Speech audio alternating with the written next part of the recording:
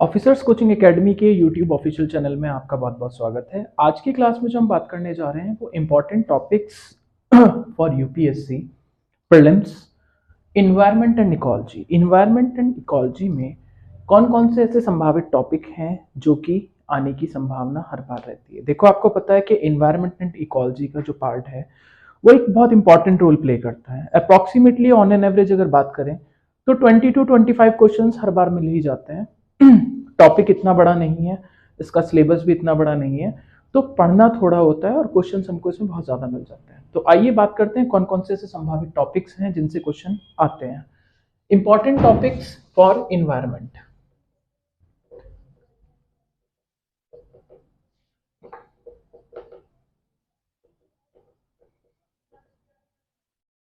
Important topics of environment.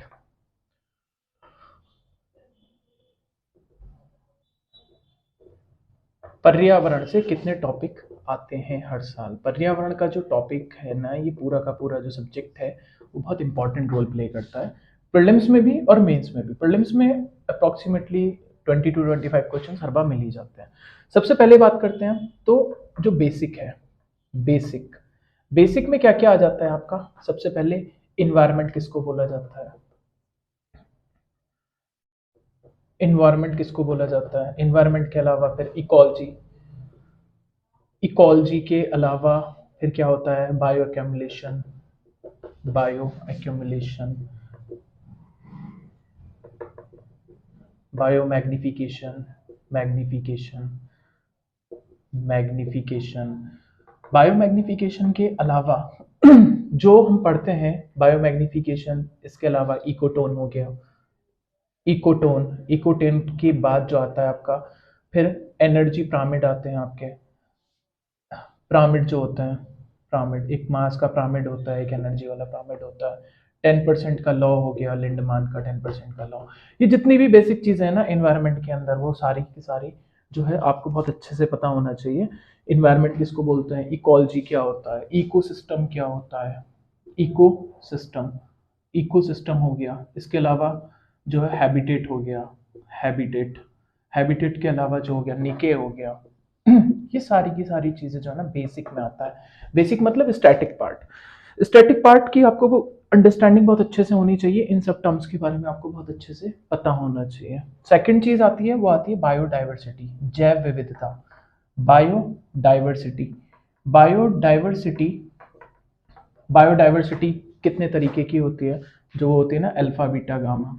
Alpha beta gamma किस किस तरीके की होती है, उस बायोडाइवर्सिटी के बारे में आपको पता होना चाहिए। बायोडाइवर्सिटी के टाइप्स हो गए।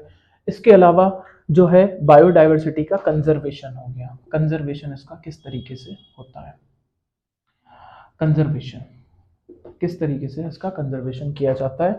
तीसरा जो टॉपिक है ना वो है आपका global warming, very important topic, global warming. Global warming और इसके साथ जो है चौथा टॉपिक जो आता है वो आपका आता है ozone layer depletion, ozone layer depletion, ozone layer depletion. पांचवा टॉपिक जो आता है वो आपका आता है climate change, another very important topic, climate change. Climate change में जितने भी हमारी जो कन्वेंशंस हुई हैं, जो कॉप की हैं या मॉप की हैं, जितनी भी कन्वेंशंस हैं, क्योटो हो गया, क्योटो के अलावा जो आपका नगोया हो गया या मॉन्ट्रियल हो गया, कोटोवाइस हो गया, दोहा हो गया, ये सारे के सारे ना क्लाइमेट चेंज में कन्वेंशन जितनी भी हुई हैं ये सारी बहुत इंपॉर्टेंट है। इसके अलावा क्लाइमेट चेंज के अलावा जितनी भी हमारी ऑर्गेनाइजेशंस हैं, ऑर्गेनाइजेशंस में कौन कौन सी ऑर्गेनाइजेशंस आती हैं, जैसे ऑर्गेनाइजेशन में फॉर एग्जांपल यूएनईपी हो गया। यूएनईपी के अलावा जो ना यूएनईपी के अलावा और जो रेड हो गया, रेड प्लस हो गया, red and plus, red plus हो गया। इसके अलावा जितनी भी ऑर्गेनाइजेशंस आती हैं जो वर्ल्ड लेवल पे क्लाइमेट के लिए वर्क करती हैं, आईपीसीसी हो गया, आईपीसीसी हो गया। इसके अलावा U N F triple C हो गया, राइट। इस तरीके की जो ऑर्गेनाइजेशन है जो क्लाइमेट चेंज के ऊपर वर्क कर रही हैं, उन ऑर्गेनाइजेशन के बारे में आपको इतना पता होना चाहिए कि इन ऑर्गेनाइजेशन की जो है इस्टेब्लिश कब हुआ था, राइट। इसमें मेंबर ऑफ पार्टीज कौन है, मतलब गवर्नमेंटल ऑर्गेनाइजेशन है या नॉन गवर्नमेंट ऑर्गेनाइजेशन है, ये पता होना चाहिए। इसके अलावा आपको जो है ना ये पता होना चाहिए इसका कंट्रीब्यूशन क्या है, कौन सा पुरस्कार वगैरह ये देती है, इसके बारे में आपको पता होना चाहिए। सातवीं बात कर लेते हैं international laws, international and national laws, international and national laws. International and national laws में जो आता है ना आपका हमारी जो अधिनियम है, इन्वायरमेंटल प्रोटेक्शन एक्ट, एक तो 1976 हो गया, इसके बाद 1986 हो गया। ये जो हमारे इन्वायरमेंटल प्रोटेक्शन एक्ट है इसके बारे में आपको पढ़ना कंपलसरी है। आठवां टॉपिक आता है आपका forest report. Forest report, forest report जो है ना इससे आपका जो है ना करंट का क्वेश्चन मिल जाता है फॉरेस्ट रिपोर्ट से। नाइन्थ जो आता है आपका, नाइन्थ पार्ट में वो आता है आपका नेशनल पार्क्स। नेशनल पार्क्स के अलावा wild life sanctuaries, wild life sanctuaries, sanctuaries, ठीक है, वन्य जीव अभ्यारण्य हो गया, राष्ट्रीय पार्क हो गया। इसके अलावा आपको क्या पढ़ना है, जो बायोस्फीयर रिजर्व्स है ना, बायोस्फीयर रिजर्व्स, बायोस्फीयर रिजर्व्स, ठीक है, इनके बारे में आपको पढ़ना है।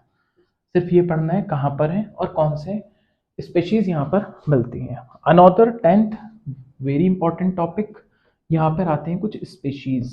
स्पेशीज में देखो जितनी भी स्पेशीज पूछी जाती है ना यूपीएससी में, वो मोस्टली ना पूछी जाती है, एक तो इंडेंजर्ड पूछी जाती है और एक क्रिटिकल इंडेंजर्ड पूछी जाती है। स्पेशली यही स्पेशीज पूछी जाती है, जर्नली यही स्पेशीज पूछी जाती हैं। बाकी इसकी लिस्ट बहुत लंबी है स्पेशीज की, तो कुछ कॉमन स्पेशीज हैं। आप प्रीवियस ईयर क्वेश्चन आप डेटा एनालिस करेंगे तो आपको एनालिसिस करने के बाद पता चल जाएगा कि कुछ स्पेशीज हैं जिनके बारे में यूपीएससी बार बार क्वेश्चन करता है, तो उन स्पेशीज पर हमको जो है ना ज्यादा फोकस्ड करना है, राइट। ये 10 टॉपिक हो गए। 11 टॉपिक जो है वो है पॉल्यूशन। पॉल्यूशन, पॉल्यूशन कितने तरीके का होता है, कौन कौन से पॉल्यूटेंट्स होते हैं, ये सारी की सारी चीज़ें जो है ना वो इसमें कवर अप हो जाती है। अगर आप इतना टॉपिक अगर आप कर लेते हैं तो आपका इन्वायरमेंट से रिलेटेड जो है कोई भी क्वेश्चन ऐसा नहीं है जो आपको इसमें नहीं मिलेगा। आप प्रीवियस ईयर डेटा से मैच कर सकते हैं कि इन ये टॉपिक ही हाईलाइटेड टॉपिक हैं, इन्हीं टॉपिक से हर बार क्वेश्चन पूछा जाता है। लास्ट ईयर पूछा गया था ब्लू कार्बन के बारे में, इससे पहले पूछा गया था कार्बन क्रेडिट के बारे में, वो सारी की सारी टर्म्स यहाँ पर आती हैं, राइट। मॉन्ट्रियल प्रोटोकॉल में वो सारी चीज़ें साइन हुई थी, क्लीन डेवलपमेंट मैकेनिज्म, जितनी भी चीज़ें हैं ना वो सारी की आपको यहाँ से मिल जाएंगी। वीडियो अच्छी लगी हो लाइक कीजिएगा, चैनल को सब्सक्राइब कीजिएगा। वीडियो देखने के लिए धन्यवाद।